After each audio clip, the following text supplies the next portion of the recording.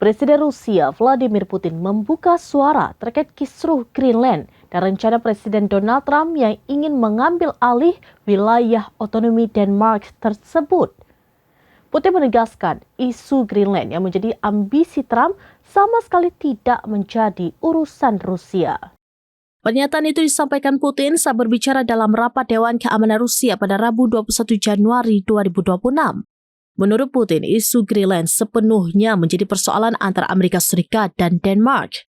Lanjut, Putin menegaskan Rusia tidak keberatan dengan ambisi Trump menguasai Greenland.